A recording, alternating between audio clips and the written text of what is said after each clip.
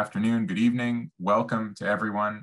For those who don't know me, I'm Matt Rajansky. I'm director of the Wilson Center's Kennan Institute, and I'm thrilled to be able to bring you the launch this morning for our joint report with our wonderful partners in the U.S.-Israel Working Group of the Interdisciplinary Center in Herzliya, with whom we've been working for several years, have just developed a wonderful in-depth, trusting working relationship, a great example of what can be done through Track 2 engagement.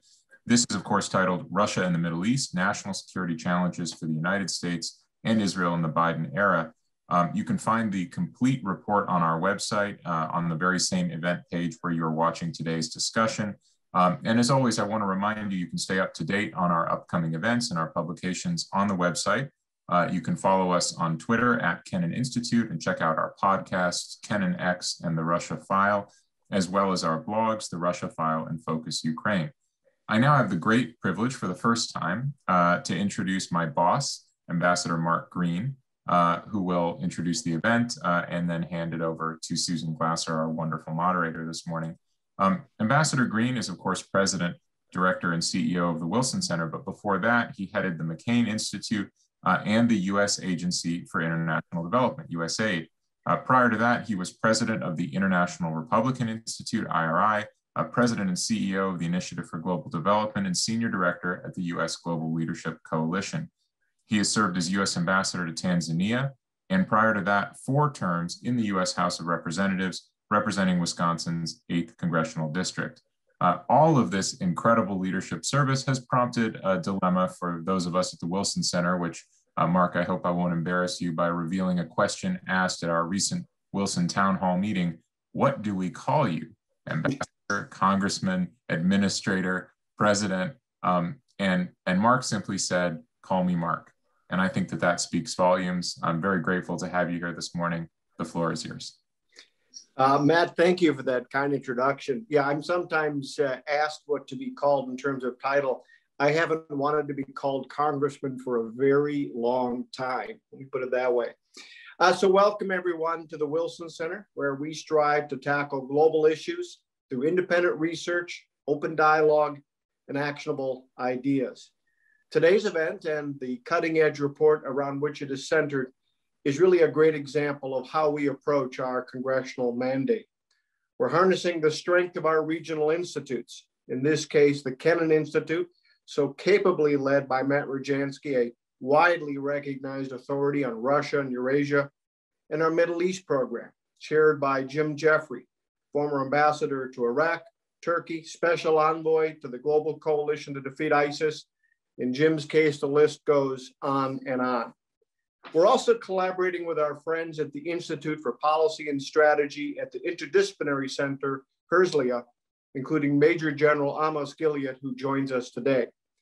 We're about to hear from members of the U.S.-Israel Working Group on Russia in the Middle East, a partnership that has convened leading experts from the Wilson Center and Institute for Policy and Strategy for several years. The group has met regularly, both in Washington and in Herzliya, to discuss topics related to cybersecurity and information warfare, global power competition, and Russia's approach to various countries in the region. This is their second such report, examining the potential challenges that Russia poses in the Middle East. I think we'd all agree that this report is especially timely, with US-Russia relations seeming to worsen by the day. Russia seems determined to extend its influence in places like Iran, Libya, Iraq, and Turkey. It stepped in to support Assad's regime in Syria, and it has established new bases in the region and sold advanced weapon systems. With the Abraham Accords in place and more countries normalizing relations with Israel, there are new opportunities to challenge authoritarian aggression. As we'll hear shortly, this report from the US-Israel Working Group recommends that both countries elevate Russia to a strategic priority in their bilateral relationship, and that they work together to mitigate Russian influence, especially in the cyber and technology domains. Again, a timely report produced through collaboration across the Wilson Center and with our friends, like our colleagues at the center in Herzliya. I'll now turn it over to our moderator, Susan Glasser, to offer additional introductions and to lead what I'm sure will be an excellent conversation.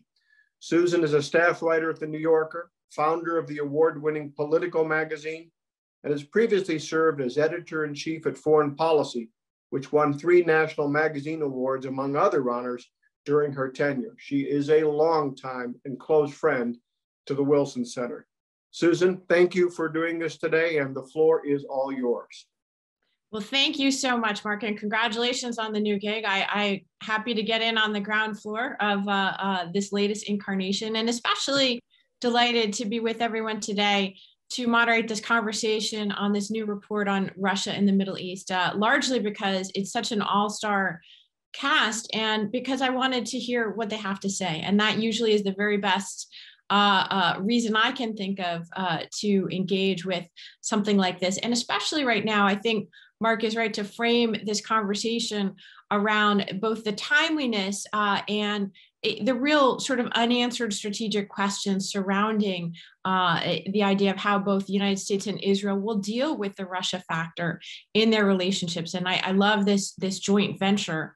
We're going to hear from representatives of both the US and Washington perspective and the Israeli perspective. And I think that's particularly timely. Hopefully we can also find out what's happening with Israel and whether there's going to be a new government anytime soon, which certainly will factor into answering some of the questions posed by this report. But let me just say to those of you who haven't had a chance to read it, of course, you can find the complete report on the Kennan Institute's website. I hope you look at it. I found it to be a real contribution. In particular, this question of how to think about Russia and its renewed engagement in the Middle East since 2015, its intervention in the Syrian war, and perhaps the most provocative takeaway for me, I'm sure we'll talk about it more, really has to do with the question of, to what extent has Russia's intervention in Syria dominated ways of thinking about its involvement in the Middle East? And, for Israel and for other actors in the region, is it time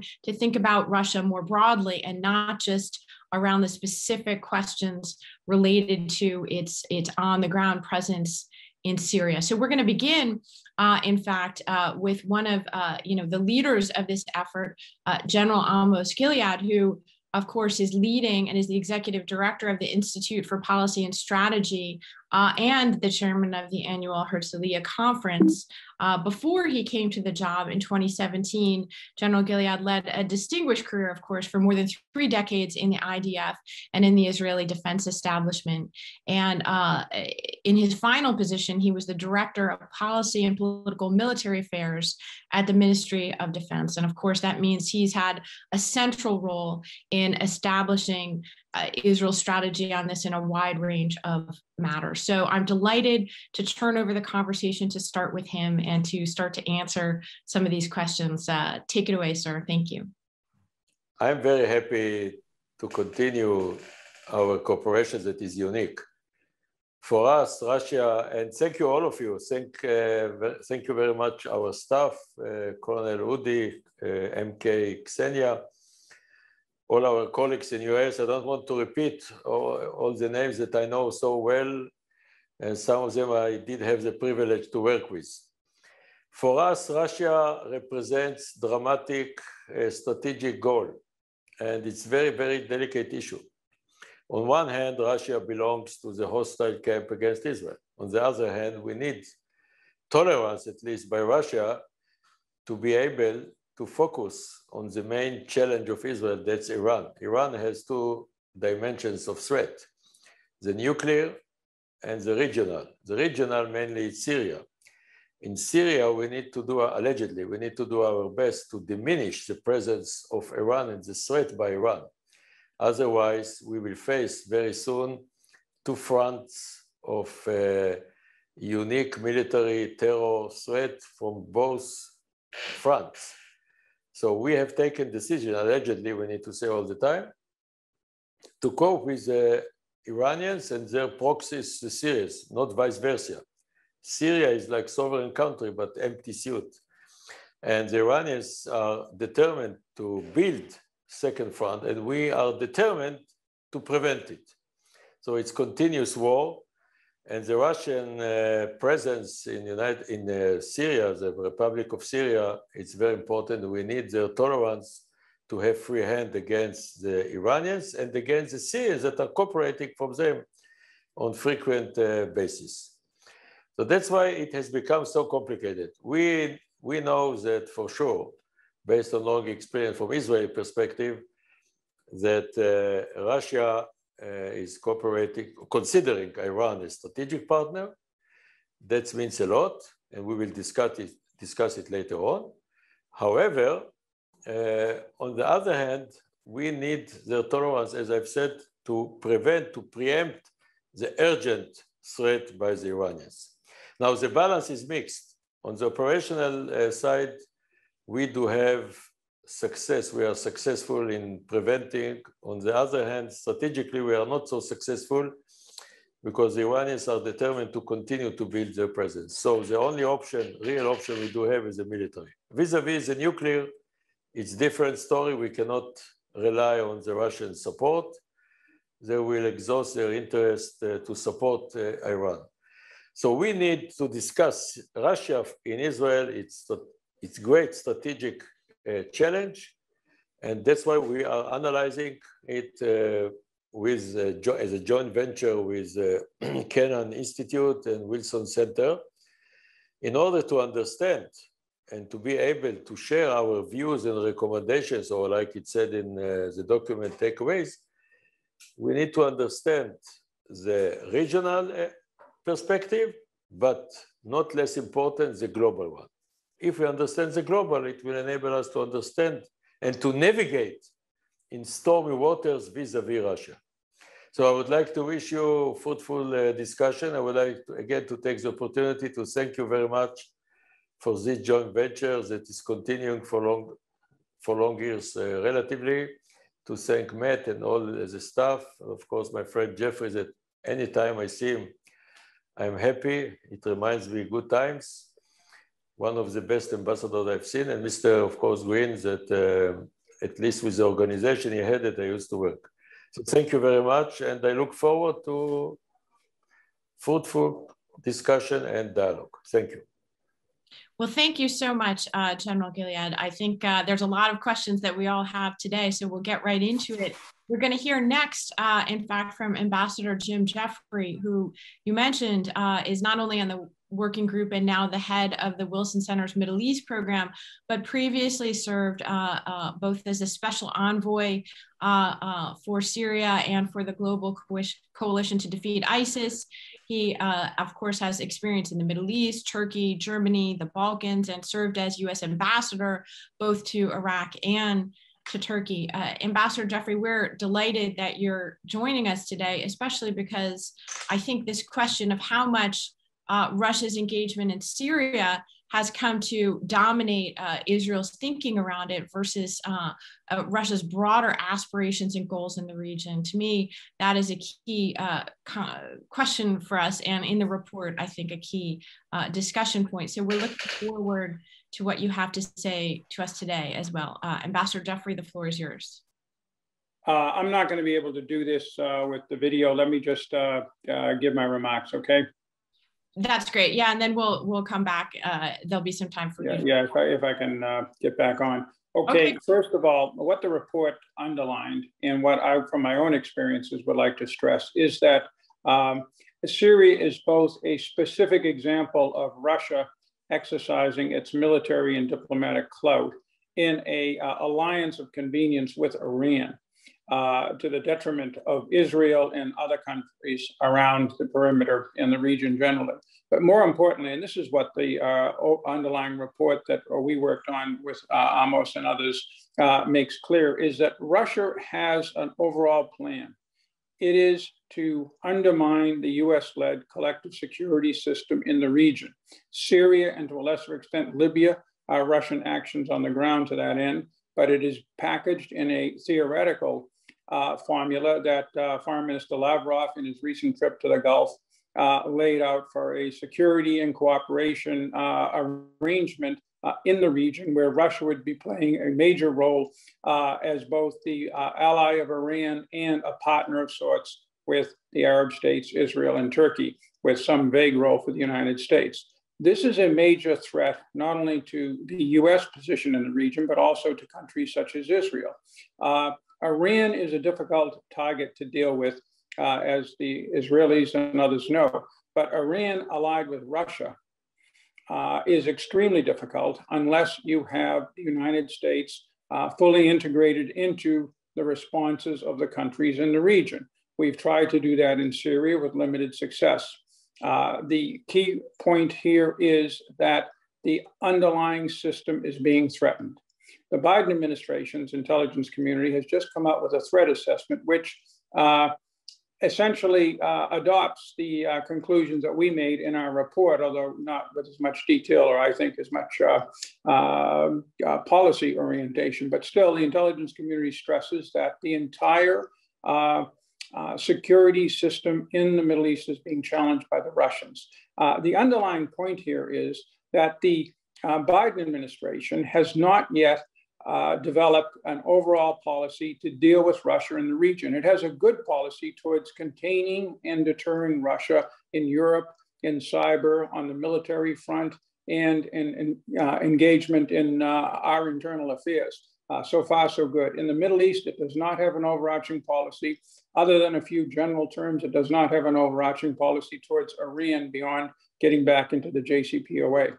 Until it works out and puts in place such a strategy, we're going to be adrift in the region. Trust me, the Russians are not adrift. They know what they're doing. They think they're making progress. They are a real threat. Thank you. Well, thank you so much, Ambassador Jeffrey. We'll come back to you and hope to see you on the next go round. Next, we're going to hear from a key driver of this report and also someone from in the region. Colonel Udi Eventhal is a senior researcher at the Institute for Policy and Strategy, Herzliya, and is, of course, a veteran for 25 years. In fact, he served as head of the strategic planning unit of the Political Military Bureau of the Israeli Minister of Defense. He also served at one point as assistant for intelligence to the military secretary of the prime minister, and has served here in Washington at the embassy as the intelligence attaché. And I'm really looking forward to hearing from him on Russia's influence in the Middle East today and where it stands vis-a-vis the US role in the region. I think that Ambassador Jeffrey has offered an important point around the question of is there a broad understanding right now of how Russian aspirations extend beyond the current Syria conflict? So, Colonel Eventhal, thank you so much. It's all yours. It's good to be here. Thank you, Susan. Good to be among partners and colleagues for the last couple of years. So I would like, first of all, to thank all my American colleagues and Israeli ones for a wonderful relationship and also productive. Concerning the question of Russia in the Middle East, I think this report is picturing an interesting picture of the situation.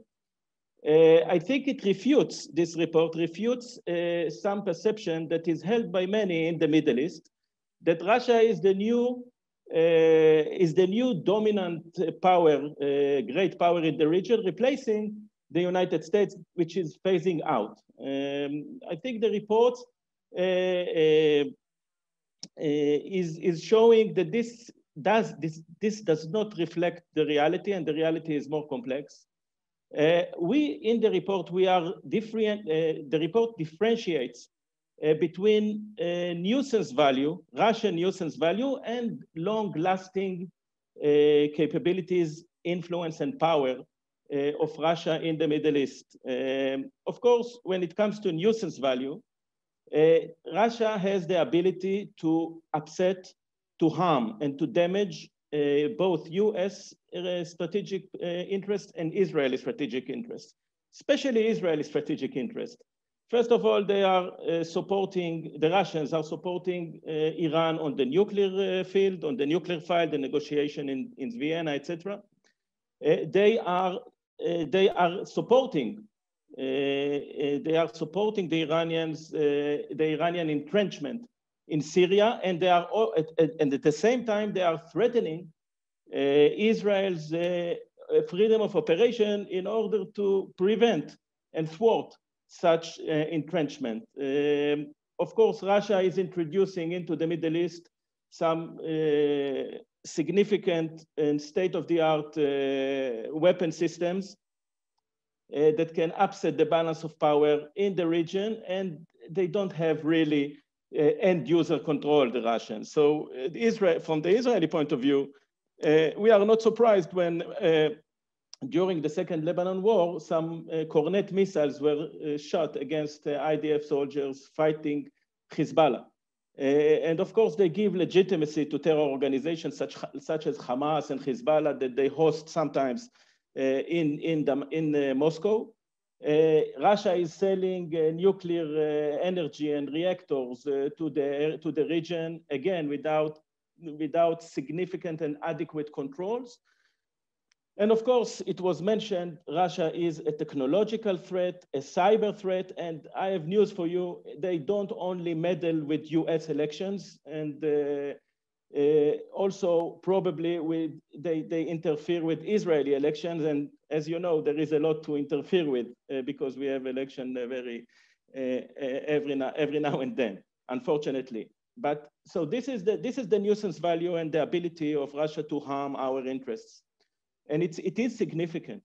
But when you take a closer look, you see that the Russians are successful in the Middle East, mainly in failed states, in arenas, torn apart arenas where they can position themselves between the conflicting sides as a power brokers. And usually they align themselves, the Russians, with the negative, with the radical elements in the region, such as the Assad regime, the Iranian regime, and I mentioned the terror organization and other. So they don't, in the end of the day, the Russians, they don't have a constructive vision for the Middle East. They are more opportunistic, working with all sides, and they are not very trusted in the region. And they don't have the resources, even if they had the vision, the constructive vision for the region, they don't have the resources to promote one.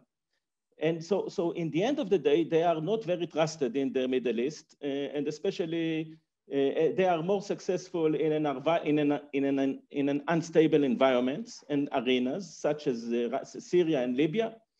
And they don't, most of the Gulf Arab states and the Sunni Arab states, they don't trust the Russian. And if we compare it to the United States, I think the United States has very tangible assets in the region comparing to Russia. And we discussed that in the report. First of all, they have a special relationship with Israel. They have strategic partners in the Gulf where to which they guarantee the stability of the Gulf Sunni states and they protect them against Iranian intimidation and threats. They are the guarantors of the freedom of navigation in the straits. They have huge bases in the region, very significant military presence.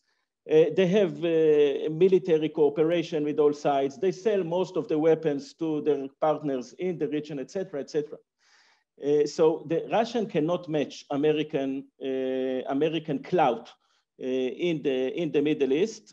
And even if we take the Levant, where the Russians are more active in Syria, et cetera, and the United States is less present in the Levant, and much of American presence is in the Gulf.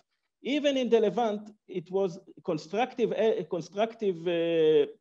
processes were initiated and were successful by the United States. I'm talking about, for example, about the ability to jumpstart unprecedented negotiation talks between Israel and Lebanon on the maritime border. This is only the United States could promote such a dialogue and negotiation.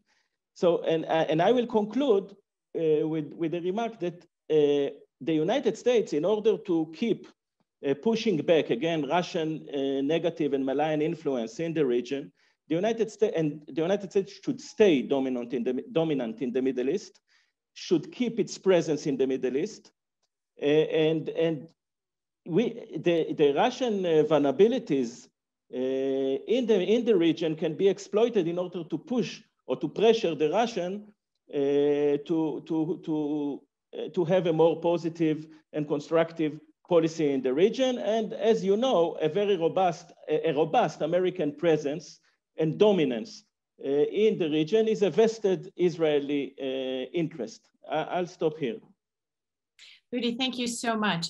We're now going to hear from another one of your colleagues, Cassenia Svetlova, who is also working at the Institute for Policy and Strategy at Herzliya as a senior researcher. She was a Knesset member from 2015 to 2019 and a member of the Foreign Affairs and Defense Committees, as well as a journalist covering Arab affairs before that. And so she brings a broad perspective to this conversation today. And Cassenia, we'll look forward to hearing what you have to say to get us going this morning. Thank you.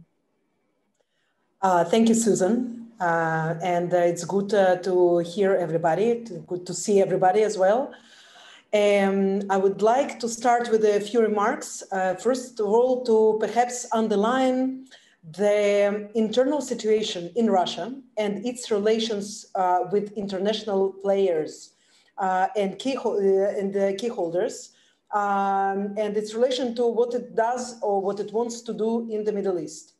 So, first of all, when you ask the Russians whether they are back to the Middle East, they will tell you that they never left because they actually see the Middle East as their backyard. Unlike the United States, that can at least theoretically consider the option of just branching out, leaving the Middle East, distancing itself from its many conflicts. Russia cannot afford to do such a thing. Russia is here, it's closer to the Middle East geographically, and some would say also ideologically. Yes, it's of course more closer to at least many of the regimes that are operating in the Arab world. But is it only the true love or fear for security failures, fear of the radical Islam, for example, that can travel from the Middle East to Caucasus area? Is it only that drives Russia today to the Middle East? I argue that it's actually the dire condition of the Russian economy and the heavy sanctions that it experiences on behalf of the United States and the European Union that actually are suffocating its economy. Russia is obliged to seek new markets for its weapons. Russia has to do deals with the various regimes in the Middle East and in Africa. We have to also put in mind, that Russia is today, it's a top exporter of weapons in the African continent, which of course is very important. And this is done along, with its desire always to be present in the Middle East. But now I think it's even more important because there is just no other outlets. There are no other markets and there are no other place where it can grow and try to exercise its influence. So in a way, when you increase the sanctions against Russia and when you make them harsher, you also experience a Russian attempt to become more powerful, more influential, and to enter more scenes here in the region and also in its own close proximity in the post-Soviet republics and in Africa. Okay, so this is first. Second, what I'd like to say about Russia's influence. So yes, it is not the picture that Russia tries to drive for itself, to draw for itself. It's not the mighty empire that it used to be once, that can support regimes, that can operate behind the scenes, and that is equal basically to the United States. It knows it very well, and it doesn't have the aspiration to challenge the United States in a way that it will replace the American influence with the Russian one. But it does indeed. It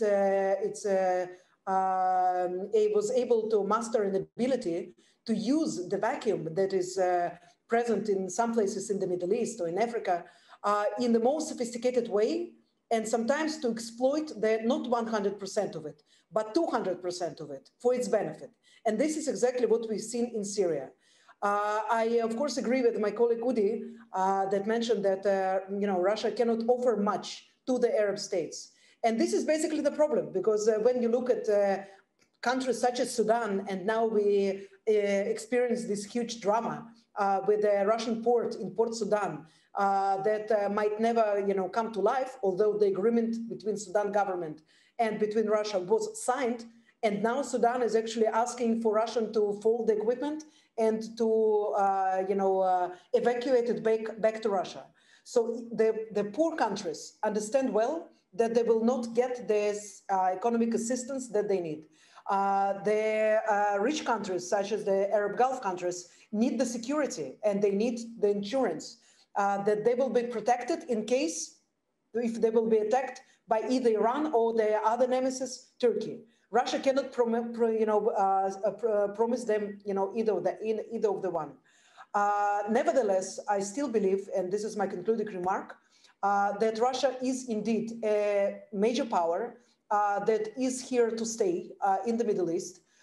It is about to use every single loophole that it can in order to grow its influence, because it will deal with actors that US never will, such as Hezbollah in Lebanon. And Lebanon is actually a perfect example. Yes, US can bring the actors, the Lebanese representatives and the Israeli representatives together and sit them at the same table. But the party that actually decides whether the Lebanese counterparts will appear there, it's the Hezbollah. And Hezbollah right now found a new friend, which is Moscow, which is Russia. So you have to consider this, you have to act smart. I think the importance of our report is by underlining the differences in approach to Russia between Israel and the United States, because strategic partners such as US and Israel have to stay on the same page, even if there are some differences that are explainable and understandable. We still have to be in the same page to work with each other in order to get the maximum results. Cassenia, thank you so much. I can't wait to jump into a conversation around this. But of course, last and definitely not least, we need to hear from the report's author, Michael Kimmage of the Wilson Center, who is with us now and who not only wrote this, but has been a professor of history and a chair of the department at the Catholic University of America, and is also a fellow at the German Marshall Fund. Michael, I'm looking forward to how you put this all together for us. Thank you so much, Susan. And of course, we're all the authors of the report, but I was the one who assembled its pieces. So with that in mind, let me make 3 points that will echo much of what's already been said, but I'll try to make them in the sort of biggest picture fashion so we can think as broadly as possible about what the report has to offer. The first point is going to be about the region. The second point will be about US policy, and the third point will be about the US-Israeli relationship and where work of the kind we've been doing for the last couple of years can really, I think, make an important contribution. So as for the region, I want to cite a phrase from the report. We used the phrase shades of great power competition. So we wrestled a lot with this in the conversations that we had in the drafting of this. We began the report in the Trump era when great power competition was very explicitly the frame for US policy. And I think analytically, we found this idea both useful and also an idea that has certain limits. So it's useful in the sense that China, Russia, and the United States all approach the Middle East as a very significant strategic zone with different intentions and different aspirations in mind. But the Middle East is very significant to these three countries. And of course, these are the three countries that we tend to think of when we think of great power competition. So we made an especial effort in this report to bring China forward. It's not the fulcrum for the region by any means, but its economic statecraft is increasingly significant. And of course, the Russian-Chinese relationship is evolving. So, there's really work to be done there. And I think the report makes a beginning to sort of frame a discussion of Russia's role in the Middle East around this notion of great power competition. But it's also an idea, when you look carefully at it, that has its limits, in part because each of these three great powers is trying to limit its role in the Middle East. That's obviously the case for the US, where these have been intense debates in domestic American politics about how much to be involved in Syria, Iraq, and other countries. It's also true for Russia, which imposes quite a few limits on its military involvement in the Middle East. And you see that China is in some respects a very hesitant great power in the region. So that's the opposite of the great game, where you're trying to just expand as much as you can. There are quite a few limits, and we explore the contours of those in the report. As for my second point about U.S. policy, and this is one that we can delve into certainly in the discussion because there are a lot of nuances. I think that we do argue for a certain basic continuity of U.S. policy from the Obama through to the Biden administrations as far as Russia is concerned. And here I think there are two key elements. The first is that for these three administrations, Russia's presence in the Middle East has not been deemed immediately intolerable. It's not cause for direct confrontation between the United States and Russia. And this is for reasons that have already been sort of indicated in this morning's discussion. Russia doesn't trample on the fundamental interests of the United States so far. The relationship with Israel, the US economic concerns for the region, and the US aspiration for stability in the Middle East. Russia's a headache, and I'll get into that in a second, but it doesn't fundamentally invalidate these pursuits of the US. And as Udi mentioned, Russia is really most present in the failed states of the region. That's where its influence is most detectable. And that's an indication to a degree of where Russia's capacities lie, and also where, as Cassenia puts it, where there are loopholes in the region. And we could think of all the places where Russia is not present, and those are quite considerable as well. As for the second part, the part of Russia being a genuine problem, I just want to hit a few notes that haven't been hit already. One of the ways that Russia is a real problem for the US in the region is what it does to sort of regional powers. So Egypt and Turkey, and here you see echoes of the Cold War again. Egypt and Turkey have a tendency to play both sides off of each other, which is to say Russia and the United States in the region. And this is a great complicating factor for American policy. And I think there are many other countries that sort of look on this, many other countries in the Middle East that sort of look on this and see potential. You play both countries, you play both great outside powers off of each other. There are lots of benefits that can be gained, and we write about that directly with Turkey.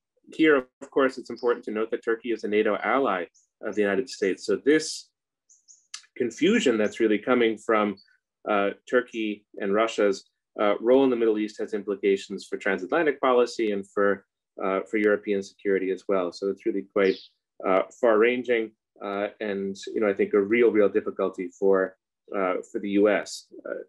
Want to sort of also repeat what Jim Jeffrey said at the end of his comments. There are a lot of open strategic questions, and the Biden administration will be confronted with a lot of difficult choices in terms of Russia's role in the Middle East. So if it's not immediately intolerable, it is a problem, and there's a lot that still has to be figured out in terms of US policy, which takes me to my third and final point about bureaucracy and infrastructure. On the one hand, you could say that the US and Israel have such a good bilateral relationship that you don't need think tanks and reports to stimulate a conversation about Russia. But one thing that we found in the work that we've done over the past couple of years is that there are a lot of bureaucratic hurdles in both countries to sort of looking at the role of Russia in the Middle East. In the US, for example, Russia falls within the European division of the State Department. That naturally sort of trains the focus of American diplomats and policymakers on Russia's role in Europe. It's a bit more difficult to begin the conversation about Russia and the Middle East for bureaucratic reasons. And I think that there are parallels to that in Israel as well. So it's necessary to have this conversation. It's of great strategic significance to both countries. And I think there still have to be ways and formats figured out to make this conversation as sort of vibrant and as extensive as possible. So we've tried to do that in the report, but I think there's still a ways to go to really making sure that the US and Israel have as comprehensive a conversation as possible about Russia. So we've gone half the way, and there's still a bit of distance to travel in terms of making this conversation as rich and as as sort of detailed as it must be. Well, thank you so much, Michael. And thank you to our listeners. We're going to jump into questions now from me and also hopefully from you, the audience. So you can, if you want to ask a question, submit it via email to kennan@wilsoncenter.org, via Twitter to @KennanInstitute, or on our Facebook page, which is where this event is now streaming live. I'm just going to jump right in. I see that Jim Jeffrey is with us in video form as well as audio form now. So I'm going to bring him back into the conversation. And I want to start with his experience in the last US administration dealing with the Syria issue. I found it interesting that the report says judges that Russia's intervention in Syria was a strategic success. And I'm curious if you agree with that. And also just what do you think Putin's goal was in Syria, you know, how do you judge that it'll be moving forward? Is it confined in terms of the Russian goal in the region, or what do you get from the Syria experience that can help inform this broader conversation? Yeah. Thank you, Susan. I agree it was a strategic success for his initial goals, which was to preserve a platform in the region, including a military base and an ally, a source of sales of weapons, and thus a role, however minor, in the region. But there's a German expression that one's appetite grows with the snacking, and I won't try to do that in German, but you get the point. Putin changed his goals when he saw the situation in both the Obama and the Trump administrations. Without getting into the details, both of these administrations, arguably to some degree the Bush administration, where I worked in the White House, and I fear I'm beginning to sense in the Biden administration, all in different ways, are confused about everything in the Middle East. They're confused about whether Iran is an ally or a potential, you know, best boy or girlfriend in the region. They're confused about our key allies, Turkey, Egypt, Saudi Arabia, to some degree, given the Palestinian issue, Israel. They're confused about the terrible mistakes we've made there, the Arab Spring, Libya, Afghanistan, Iraq. They want to pivot away, but they just can't. We see the United States reacting very differently in a confused way, regardless of the administration, in the Middle East, vis-a-vis Europe and vis-a-vis Asia. Even though the challenges are bigger there, the stakes are higher. But we more or less, from administration to administration, largely know what we want to do, and it's fairly consistent. In the Middle East, we're always confused and in different ways from administration to administration. This gave Putin an opportunity. He saw the way we fecklessly, with different approaches, from overthrowing Assad to just walking away from the place in the Obama administration, and then the Trump administration, 2 years of a continuation of the Obama policy. Then I thought we were trying to put together a coherent policy, and our main enemy was the president himself, who kept on pulling our troops out. And then we had to keep on turning ourselves into knots to get them back in, which occupied much of our time and attention. So in watching all of this, Putin decided that the United States was not willing to, in a key central area of the region, maintain our traditional collective security goal. So there was a role for him, because he in Russia talks to both the Iranians and everybody else. Israel is the best example of this, but there are variants of this, particularly with Turkey, but also with Saudi Arabia, Egypt, and other countries, be it on weapons sales, be it on this idea of a Gulf region collective cooperation and security agreement that Lavrov is pushing and such. They are trying to maneuver to ensure that people no longer see us as the 911. Now, the problem is Russia, and Putin knows this, we've talked to Putin about this, he cannot be the 911 who replaces us. Iran, in its own way, actually has ambitions to do it. They won't succeed, but they certainly plan it. Putin's idea is there will be no 911. It will be a happy mess like the Balkans in the 19th century. And that is an environment, however messy, however dangerous, that the Russians believe, with some logic, they can play in. They cannot play in a collective security system unless we're willing to give them an equal role, which in Europe in the 1990s, we opted not to do, and they have never gotten over that. Certainly in the Middle East, where they have less clout, as we just heard, less resources, they don't expect to be treated as an equal with us. So what they're trying in our system, so what they want to do is to pull down our system. He hasn't succeeded yet, though. That's the important thing. We have stymied him more or less in Syria. Syria is a mess. 30% of the country is not under Assad's control, including the oil fields and most of the good agricultural land. Half the population has fled Assad abroad or into areas he doesn't control. And the country is an economic disaster with Israeli planes all over the sky and American and Turkish troops on the ground. This is not a happy solution. It's not an advertisement for Russia's idea of collective security, but he's not giving up. He's hoping that this administration will either walk away or try something different. And we're still waiting to see what that policy will be vis-a-vis Russia, vis-a-vis Iran, and vis-a-vis Syria. Well, thank you so much. By the way, that expression about the appetite grows while eating is also actually a Russian expression. So it's perfectly apt, it seems to me, for this conversation. In terms of the question of American confusion, I guess I'd like to direct that also to our Israeli counterparts. And Amos, maybe you can jump in here. What about Israel? Is Israel confused when it comes to Russia? Is Russia a pragmatic partner in the Middle East, or is it a problem for Israel? The report highlights this bit of a paradox, it seems to me, in terms of Israeli engagement with it. How do you see Russia, and is it sustainable to both engage with Russia when it comes to Syria and also see it as a problem in terms of your broader challenges with Iran? Thank you very much again. Unlike the privilege of superpower like US to have confusing policy, we don't have this option.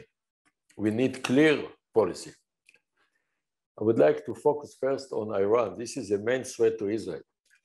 If Iran gets military nuclear option or weapon combined with this terrible regime, it might create existential threat. This is the only threat I call existential threat, a combination between regimes that keeps preaching to exterminate Israel, they mean it, and they are doing their best to implement it, in spite of all difficulties.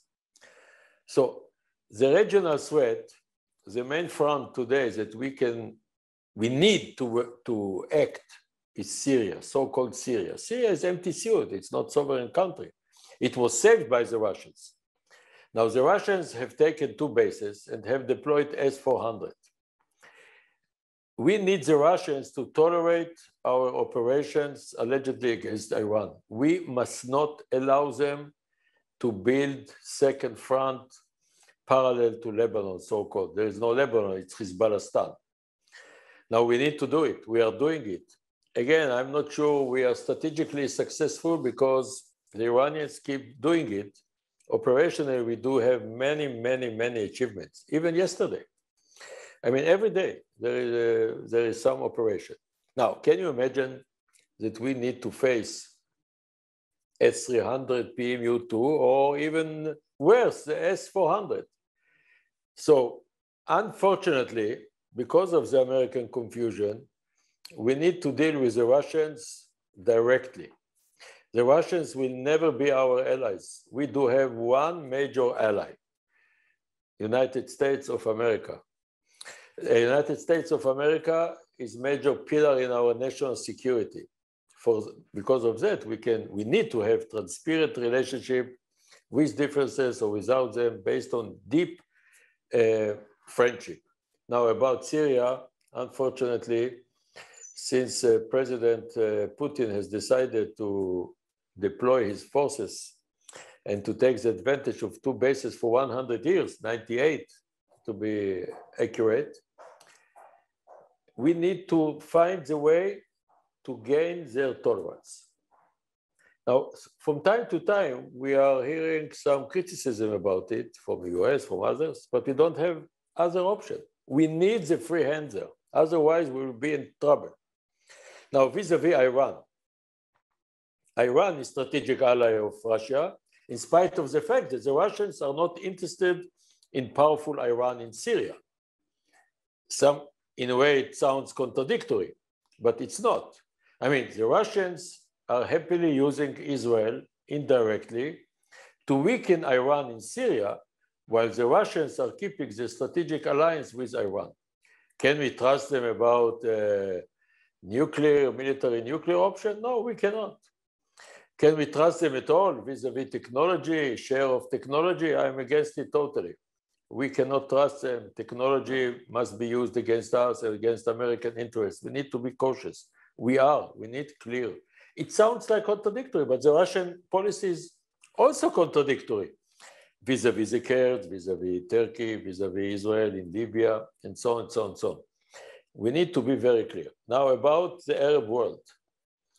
It seems, as it has been mentioned before, that the Russians are not successful in the hard core of the Arab world. They are successful maybe in the margins of the Arab Middle East.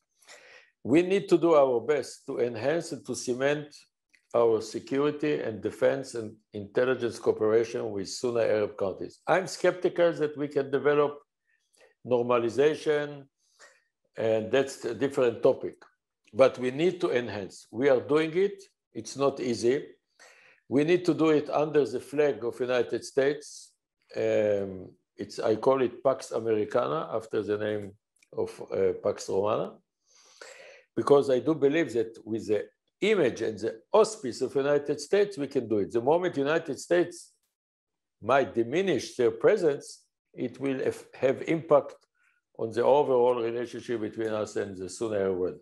On one hand, I don't expect normalization beside Abraham Accords. On the other hand, I do expect enhancement and cementing our unique security defense cooperation, because it's clandestine, it's top secret, and it lacks any public exposure. In this respect, I do think that even United States does not have clear policy, it has clear presence. We need to encourage United States to keep this presence in the Arab world. It's indispensable and it's very important. Now, what the United States will do vis-a-vis Iran and Iraq and the whole Iranian presence here, unfortunately, I say on behalf of Israel, if I may say, that the confusing policy of US is very, very troubling, because I'm very concerned about it. Okay, there will be agreement between Iran and US. What will be the outcome? What will be the impact on the Arab world? If Iran gets it, or be successful to develop nuclear capability, or to be able to prepare the infrastructure that will enable it to break out whenever they find it appropriate from their point of view. Here we need some clear policy. I do believe that we need, again, transparent and very frank dialogue, especially between the leaders of the United States and our Prime Minister and Mr. Biden, the President. Otherwise, we will find ourselves in trouble. Because unlike Obama, if our Prime Minister thinks he can repeat the mistakes vis-a-vis Obama, I think he is wrong. And we need this transparency. Transparency does not mean there will be coordination, but it will be much better. For example, on the intelligence basis, we do see eye to eye. That's the diagnosis. About the policy, it depends, but we need some clear policy. I'm not sure we are included in the priorities of US today, that COVID-19, economy, China, and so on, but we need to keep our place, because the stability of Arab states, most of them are stable, with all the problems. Egypt, problematic, stable. Jordan, problematic, stable. Saudi Arabia, problematic, stable. We need to do it combined with the United States. We must not forget that Russia is not our friend and will never be. They are considering us as integral part of US bloc or camp, whatever you call it. But we need to find a way to soften and to contain the damages that they might cause. And we do have the many examples that have been mentioned here by my colleagues. I don't want to repeat them. So that's the main challenge. We need clear policy that is implemented on current basis. And we cannot tolerate any confusing, again, I'm not telling US what to do, but we need very clear policy. And there are many challenges that are waiting for us, and we can see them in the horizon. Thank you. So thank you so much. Michael, I want to return to you because this question of what is an American policy in the region going forward with the Biden administration, a key question, obviously, is to what extent do you perceive there to be any fissures in the relationship with Israel, given that their relationship with the Trump administration was so pronounced and for many Democrats, a real issue of concern, especially on the question of the Iran deal, which came very close to straining the relationship even before Donald Trump and Prime Minister Netanyahu forged such a close relationship. How much does that hang over, do you think, decisions that the new Biden administration will make when it comes to Israel and Russia's broader role in the Mideast? Well, I don't know if I can comprehensively answer your question, Susan, but let me sort of stick with the insights of the report and sort of take them to a kind of answer to the question. Certainly a lot does hang over the US-Israel relationship at the moment, which goes back to the Obama era when, of course, Biden was vice president, and differences in perception between the Democratic and Republican parties. I think that is built in at the moment. But I think that there's an interesting difference between the Biden administration and the Trump administration on Russia, which has implications for much of what we've been discussing, which I think sort of means that in Syria, I think the Biden administration is going to be much more attuned to the sort of Russian role there and much more eager to sort of contain it as such than was the case during the Trump administration. It's clear. I mean, the drama of the Biden administration so far has not been U.S.-Israel, it's been U.S.-Russia. And as we said at the outset of the conversation, day by day, the relationship seems to be getting worse. I think that when you look at Syria and other places in the Middle East where Russia is present militarily is going to be an incentive for the U.S.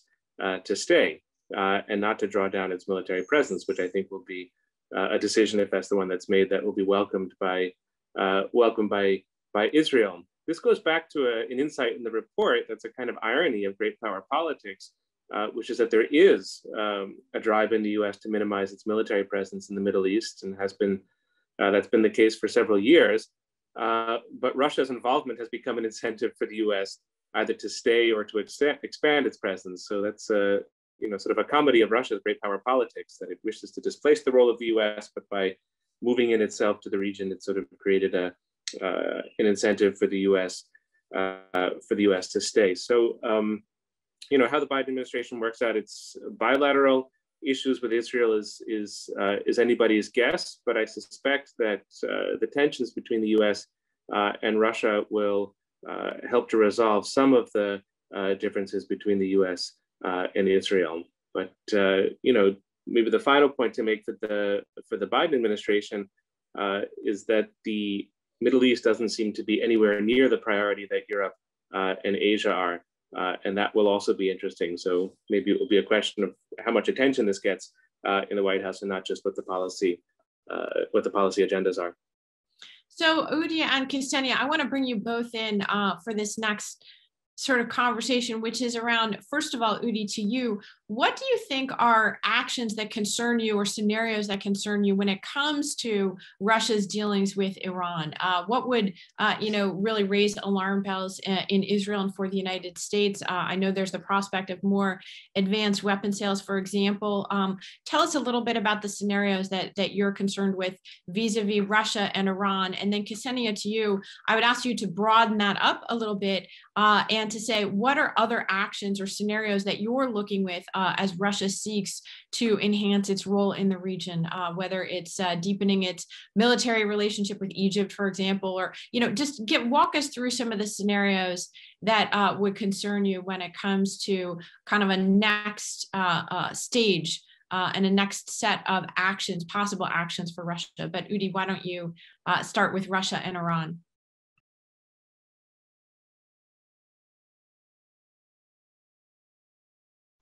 I'm sorry, maybe, thank you, Susan. Maybe to begin with, to understand a little better the relationship between Russia and Iran, because it seems like they are in some sort of a competition in Syria, etc. From a Russian point of view, the relationship with Iran are strategic, and they go much beyond Syria. Even though Syria is the real-time and concrete arena where they engage each other and the mutual presence, cohabitation in Syria, the relationship are much broader from a Russian point of view, and I'll explain. The Russians, like was said in the report and in this discussion, they are looking to enhance their influence all across the Middle East. They are not really, they cannot, like I said earlier, they cannot really even begin to compete with the United States when it comes to the Gulf. They are not there. The United States is big time in the Gulf. And I think the relationship with Iran gives Russia a leverage vis-a-vis the Gulf states on the one hand, and vis-a-vis the international community and the United States on the other hand. And this leverage allows them to extend their influence not only in the Gulf, but also in other parts of the Middle East. So this is one. Second, when it comes to concrete scenarios, I think, first of all, what's going on right now in Vienna, I think the Russians are supporting the Iranian positions in this bargaining and in these negotiations. And in the end of the day, the Russians are supporting returning to a JCPOA minus and a sanction relief plus. And so they are really strengthening the hand of the Iranians in these negotiations. And they are also weakening, while supporting the Iranian positions, they are weakening the ability of the IAEA, the International Agency, a nuclear agency, to control and supervise and monitor what's going on inside Iran. Now, the Russians are willing to ignore actions, Iranian actions, suspected actions, past actions that are related to nuclear weapons capabilities and R&D and suspected sites that were dealing with such components. They are willing to ignore it. And in June 2020, the Russians even voted in the IAEA board in Vienna. They are voted against a resolution that was calling for the Iranians to cooperate and give access to the IAEA monitors, inspectors. And so they are really damaging the ability to put some pressure on Iran when it comes to their nuclear activities. And the issue of weapon systems was mentioned. Of course, the Russians were very adamant and very active in pushing forward for the removal of the UN arms embargo against Iran. And so advanced arms sales to Iran is always on the table. And if they sell S-400 to the Iranians at some point, this could increase the level of confidence of the Iranians to move forward with what they are doing in the nuclear field, because they might feel more immune to external threat when they have this kind of system. Same goes if the Yachon system, the Yachon missile, coast to sea missile, the Yachon, which has a very long range and it's an accurate missile. If they give it to the Iranians, if they sell it to the Iranians, they can use it against Israel. And as you know, recently the maritime arena was getting warmer and hotter between Iran and this war, gray zone war in the seas has been intensified between Israel and the Iranians, and the Iranians can use Russian capabilities that can be very damaging.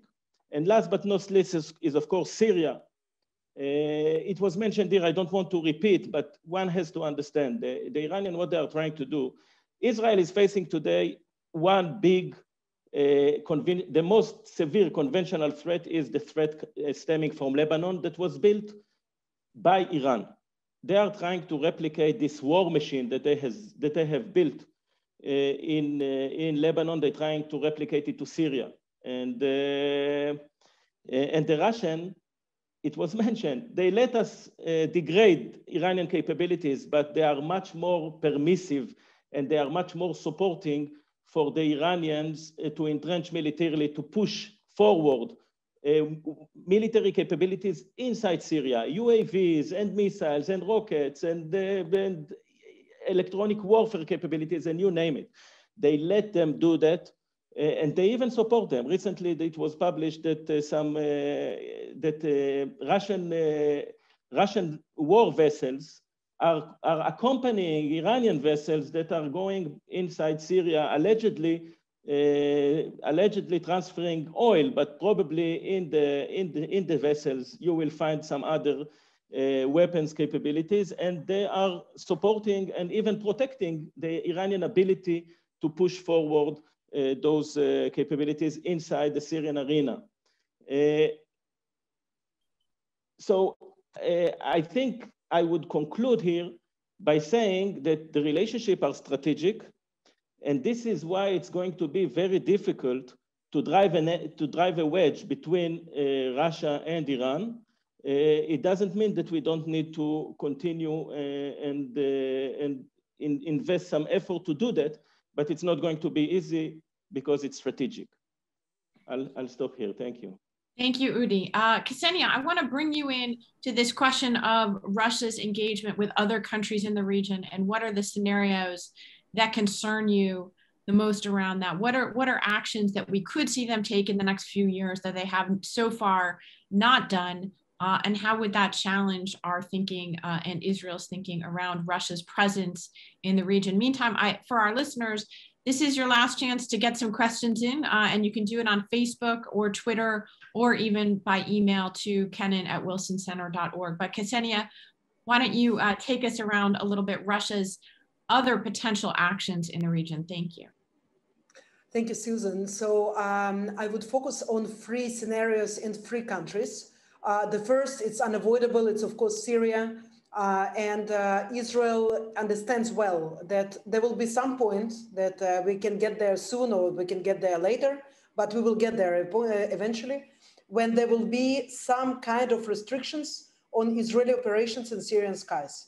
And this is, of course, a grand damage to any Israeli strategic planning, because this is basically the only way in which Israel can curb the spread of Iranian hegemony and the Iranian influence close to its borders, or even not close to its borders, some other strategical places, such as Deir ez-Zor, for example, where the attacks also happened.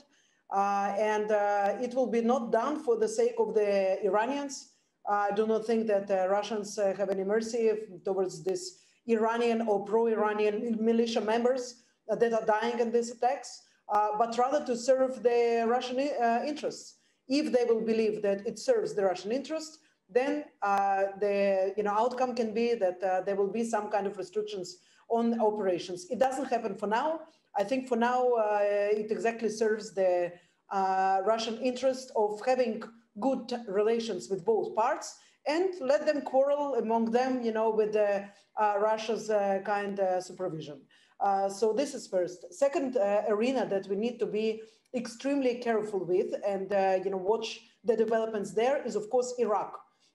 So Iraq was not, I think, mentioned so much until now, but the developments there are, very worrisome, because we see both the strong militias, pro-Iranian militias, that have no intention to abide the Prime Minister Kadami's requests and to succumb to his will. There is no plans of this kind, and I think we will soon see him go before any of the Iranian militias that are operating right now in Iraq will work with him and do what he requests. So these militias have their separate relations with the Russian Federation. They often go, for example, Asayib al-Haq, Al-Hashd al-Shabi, for example, they sent multiple times, they sent their missions and delegations to Moscow. They also negotiating purchasing strategic weapons. And in case of this scenario taking place, Israel would have to deal with another scene, with another front, which is, of course, more remote from its borders. It's not like Syrian one, but still Israel is worried about it. And we've seen also, so it was reported in the foreign press, some Israeli operations also on Iraqi ground. Because the missiles, they do not know any, there is no concept of borders when you talk about missiles. So if these missiles will be stationed in Iraq and they will be directed and at Russia, at Israel, so then Israel will have to deal with it as well. So we are talking about multiple front situation in which we have Lebanon, we have Syria, and we also have Iraq as serious pain. Because as was mentioned earlier by my colleagues, Iraq is a failed state or a state that is about to become a failed state. And this is a scene in which Russia feels extremely comfortable. And by working with the pro-Iranian militias, it actually achieves three goals. It supports its own presence and dominance in Iraqi politics. It works against the American interests in Iraq.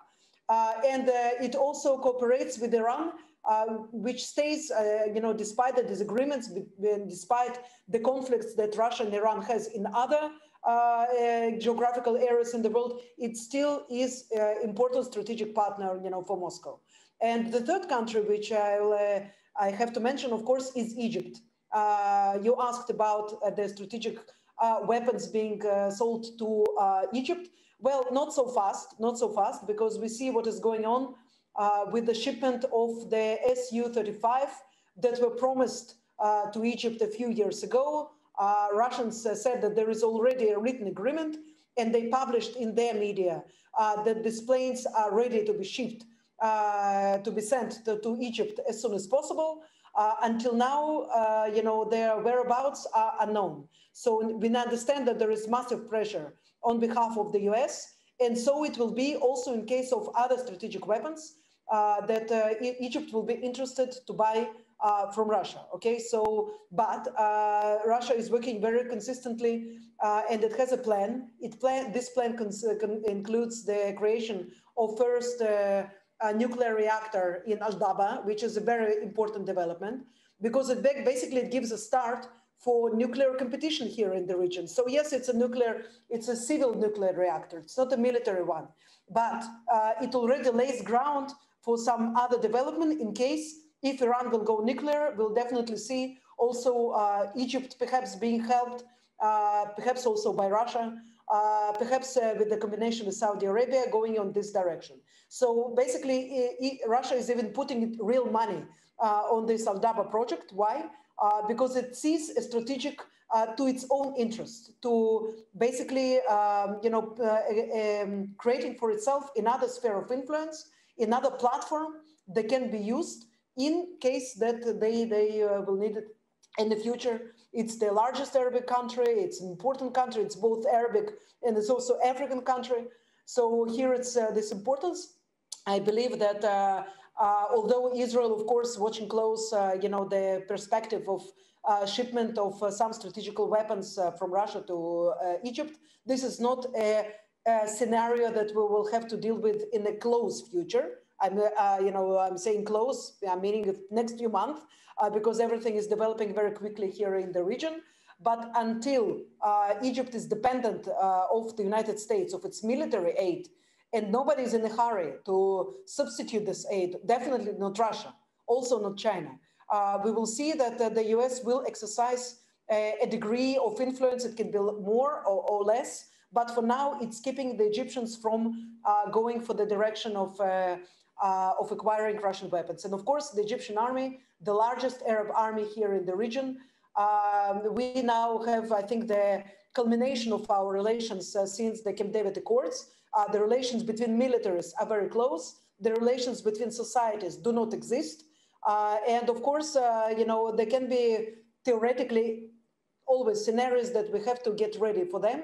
And one of them is, of course, that Sinai will be once again, a place where it can become the army theater. I will conclude here.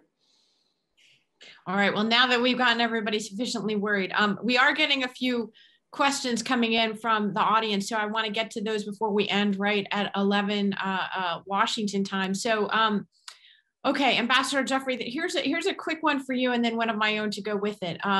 Good question from a listener. What are exactly, in your view, U.S. objectives in the region going forward, given the expectation of a reduced military footprint? And related to that, I just want to ask you, it seems like our default assumption in this conversation is that the conflict in Syria is just continuing. Am I correct that that is the view at this point? Do you see any near-term prospects for it to be ending? We tried in the the Obama administration to propose a compromise solution to the Russians that would essentially keep an Assad who behaved differently in power, get, if not all Iranians out, at least their threatening weapon systems out, the rockets, the missiles, the other things that Amos and Udi mentioned, and allow us all to cooperate against ISIS, which is still a threat, particularly in the Assad-controlled areas. The Russians didn't nibble because I think they believe that there's a possibility for a total reintegration of Assad's Syria in the Arab world and in the international community, and a reconquista of the areas that he doesn't hold.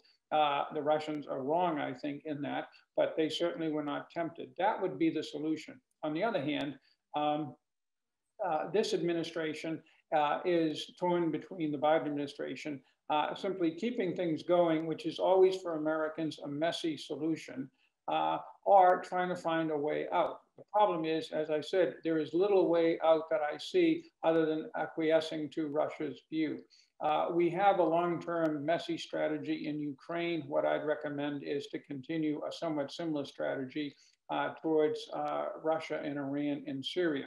In terms of the overall regional purpose of the United States, that's an excellent question, because that's what we are questioning right now inside the administration, inside the United States.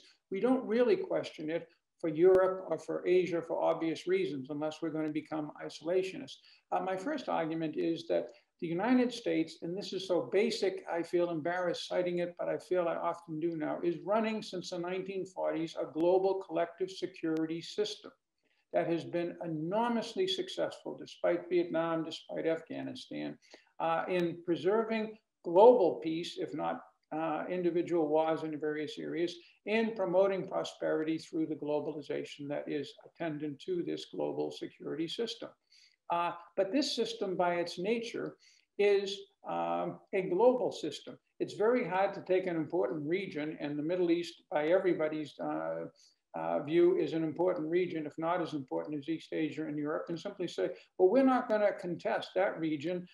Russia, you can move in with 30 airplanes and 3,000 troops and run amok in the region. Iran, even though you're only a regional power, aligned against many more powerful regional, or at least as powerful regional powers, you can run amok as well, and we're not going to stop it because we don't have key interests there. Leaving aside that we do, if we don't import oil from the Middle East anymore, our allies and partners do and will for at least the next generation. If we're not worried about terrorism coming out of the Middle East, and we shouldn't be so sure that we're not, certainly our European allies who experienced a huge wave of it in 2015 and 2016 are. If we're not worried about the huge refugee crisis that Syria has engendered that all but destabilized Germany and some other European NATO allies, we should. So the Middle East is very important to us, and I think that we have to play a role there. The good news is we don't need to do it with hundreds of thousands of troops. We have, as Udi said, a tremendous military infrastructure. Some of that may go, much of it will stay, but more importantly, we have an alliance system that, if it has leadership and if it has unity, is quite effective in complementing our efforts and taking the lead and very serious. Again, Turkey and Israel, while they have different goals, together are exercising most of the military pressure on Assad, the Iranians, and the Russians in Syria. That's an example of what you can do. Thank you. All right, we have time probably for one or two more. Amos, this is for you.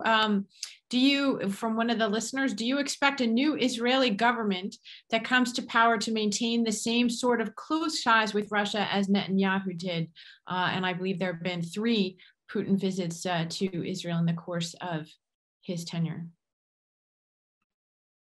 About the government, it's not included in my qualifications to foresee whether there will be government. About policy, I can share with you that what we need, again, is clear policy that is focusing on Iran, and we need to use the advantages that have been mentioned by Jeffrey as challenges. Alliance with Sunni Arab world means, let's take Jordan, for example, that we are not suffering from terror from Hashemite Kingdom of Jordan. That saves Israel because of this very, very excellent relationship we do have, security relationship with Jordan. As long as they exist, we are preventing terrible, bloody acts of terror from this sensitive front. We need to continue. We need to have clear policy. Fortunately, it derives from our interests, so I cannot foresee any government changing it. About other Arab countries I've just mentioned. Russians, I think their influence in Syria will continue. I cannot foresee United States have or will create real leverage on the Russians to diminish, to change their presence. So we need, it's very fragile what I'm sharing with you, to continue their tolerance. I don't call it more than that because it's not. It's like coordination, or even not coordination, because we cannot share with them early warning about our operations. We can share with them patterns or rules of the game. And that's what we need to do in order to prevent the Iranian presence. If Iran gets stronger, and here I get to Russia, because the Russians are real strategic allies of Iran. If they get more power vis-a-vis growing weakness of the Sunni Arab world like Saudi Arabia, the impact will be dramatic eventually on the issues that have been just mentioned by Jeffrey about refugees, terror, and so on.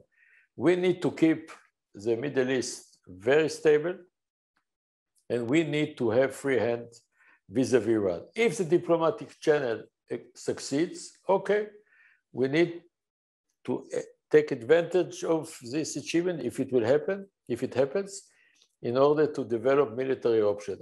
We need to be prepared to prevent at any cost, like we have done previously, vis-a-vis Saddam Hussein, vis-a-vis Bashar Assad with his nuclear, the military nuclear they have developed.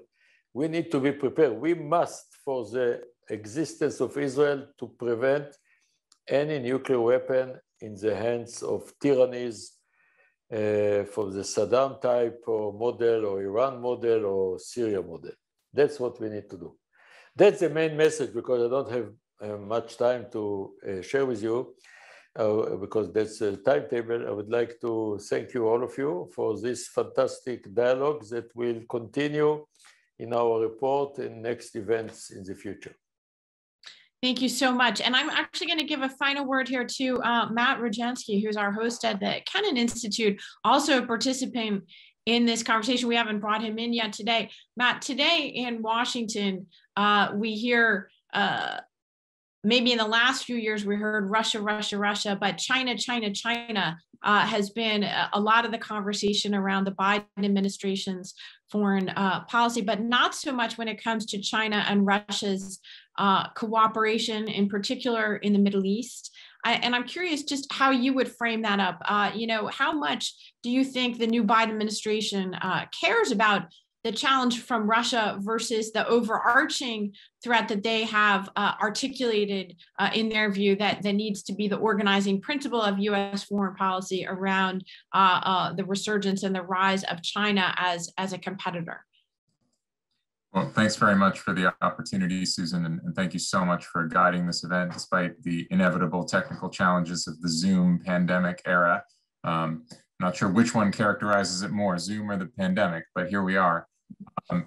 Look, I think if you listen to what administration officials have been saying, if you read the interim national security strategic guidance, you get a pretty clear picture of kind of where traditional nation state adversaries, competitors, challengers stack up in terms of the strategic thinking of the administration. You know, China is far and away seen as the major competitor in terms of capability, but even arguably in terms of intentions. And I think that has sort of a plus side, that is to say an opportunity side, and a minus side, which is the challenge side.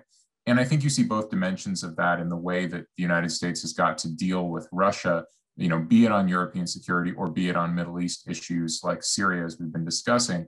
And that is, you know, and I think our Israeli colleagues have throughout this project offered very valuable insight to us in terms of kind of not approaching the Russian challenge or opportunity with too many preconceptions, but rather instead objectively assessing, you know, where it is Russia has interests and where it is Russia has capabilities. And the Middle East is a very good example of that, for the reason that Russia tends to be non-ideological in its approach to the Middle East. And so I think, you know, the takeaway for the United States when you factor in the need to have bandwidth to deal with the China challenge, the potential opportunity of, as administration officials have suggested, you know, finding ways to split Russia and China, as difficult as that challenge may be, or at least pathways where Russia may find some appeal in pragmatic engagement. You know, and President Biden himself has talked about the need to do that kind of engagement. The Middle East should be no exception, but there isn't a clear and obvious path forward. It's not going to be either the black of kind of, you know, renewed superpower competition over this region, nor is it going to be the white of kind of happy partnership, you know, under a UN umbrella and moving forward to peace and prosperity for everyone. So it's the difficulty of working through that balance and what it means in a world where there is, in fact, a kind of much larger geostrategic difficulty on the horizon, as well as all of the cross-cutting transnational problems that you see the administration placing very high on the agenda, like climate, trafficking, proliferation, and of course, pandemics and the risk of future pandemics. So I realize it's a broad answer, but it's still early days in terms of what we're hearing from the administration.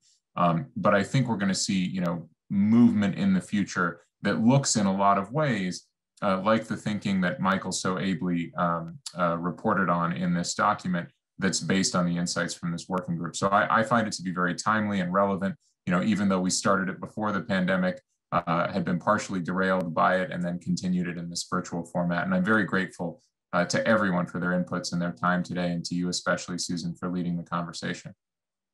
All right, well, thank you. What a great note to end it on. And I want to thank everybody for their thoughts this morning. And I hope you have a great day. And again, if you haven't read the report, please do so at the Kennan Institute's website. Thanks again, everyone.